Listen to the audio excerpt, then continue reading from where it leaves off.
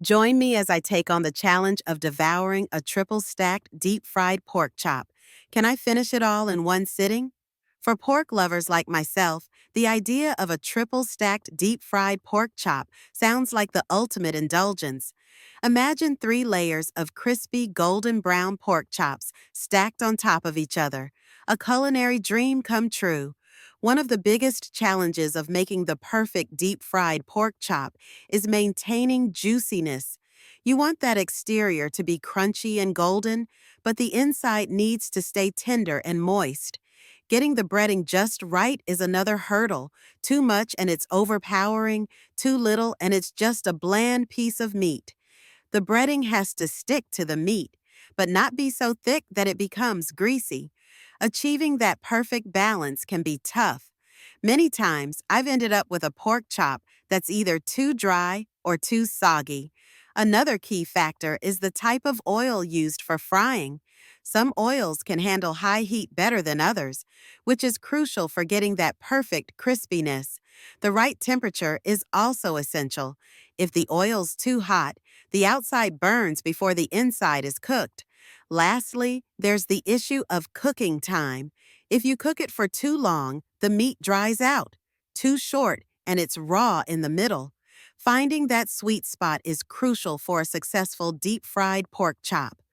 To make these triple-stacked deep-fried pork chops, you'll need 3 thick-cut pork chops, some flour, eggs, breadcrumbs, and a few spices. The preparation process involves dredging each pork chop in flour, then dipping it in beaten eggs, and finally coating it in breadcrumbs mixed with some grated Parmesan cheese for extra flavor. The frying process requires heating about 2 inches of oil in a deep frying pan to around 350 degrees Fahrenheit.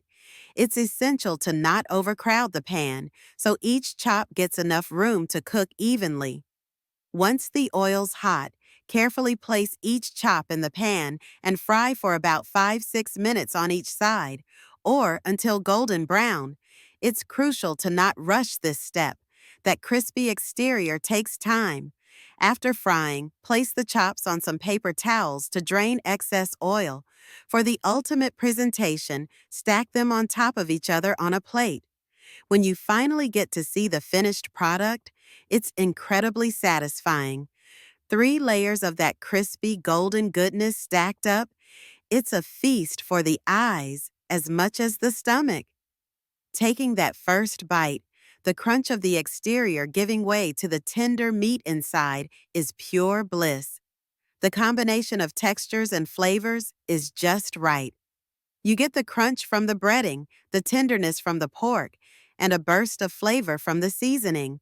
Recapping, we started with selecting the right ingredients, then moved on to preparing and frying our pork chops. With a bit of patience and attention to detail, you can create this decadent dish at home. If you've had any experiences with making or devouring pork chops, leave a comment below. I'd love to hear about it. Don't forget to check out my other cooking videos for more culinary adventures.